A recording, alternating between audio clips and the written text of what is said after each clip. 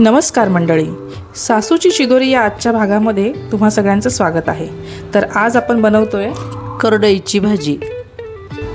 हे बघ, ही करडईची भाजी आहे। आपण एकदम स्वच्छ निवडून घेतली, त्याला असे देठ घ्यायचे नाही, फक्त असे पानं घ्यायचे आणि 3-4 पानाने स्वच्छ धुवून घ्यायची।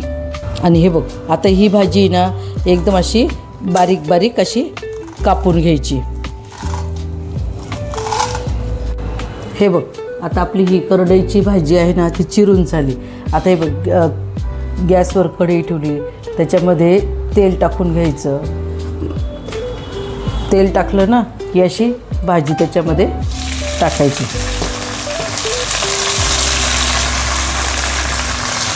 आता हे बघ, आपण हे शेंगदाणे आणि हरभऱ्याची डाळ 1-1.5 तासापूर्वी भिजत टाकली होती। आता ही भाजीवर ही डाळ शेंगदाणे आपल्याला टाकून द्यायचे आणि परतून घ्यायचे।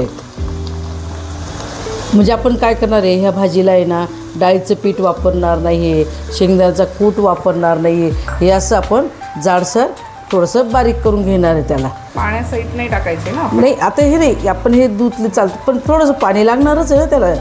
याला थोडंसं पाणी लागणारच आहे आपल्याला वाफवायला। ही करडईच्या भाजीमध्ये काय असतं माहिती आहे तुला? कॅल्शियम, फायबर असतं, शुगर कंट्रोल करते। आपण ही भाजी कधी थंड असते बरं का, त्याच्यामुळे जर कफ सर्दी असेल तर थोडीशी योग्य प्रमाणात खायची। याच्यामध्ये ना असं पाणी टाकायचं थोडंसं आणि मग चांगली 10 मिनटं वाफवून घ्यायची। आणि हे बघ, ह्या भाजीसाठी बघ, आपण 10-12 हिरव्या मिरच्या घेतल्या, लसूण घेतलं, जिरं घेतलं, याचं आपल्याला मीठ टाकून वाटण करायचं आहे। हो आणि हे बघ, हे वाटण आपलं आता तयार झालेलं आहे।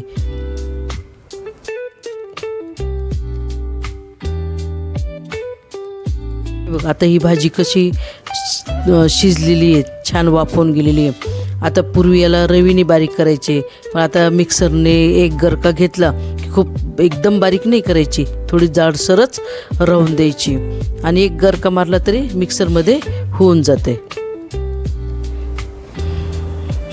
बघ, आता हे बघ, ही कशी झाली बघ, अशी जाडसर दिसते की नाही, एकदम चिकन नाही केलेली बरं का हिला भाजीला।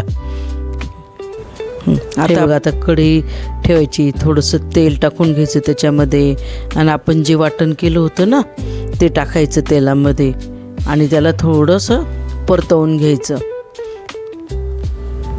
आपण त्याच्यामध्ये मीठ वगैरे सगळंच टाकलेलं आहे बरं का। आता हे फक्त चमच्याने थोडंसं हलवून घ्यायचं, म्हणजे मिरची परतवून जाते।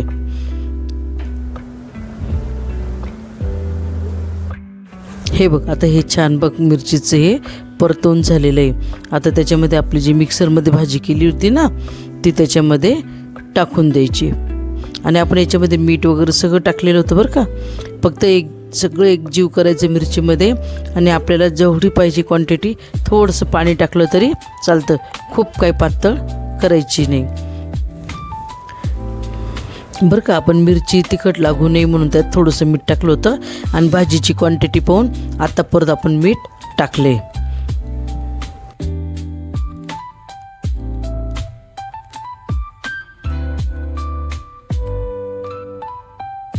हे बघ, ही आपली भाजी तयार आहे। आता ही भाजी बरोबर आपण उडदाचा पापड बी छान लागतो बरं का, नागलीचा पापड, त्याच्याबरोबर तोंडी लावायला छान लागतो।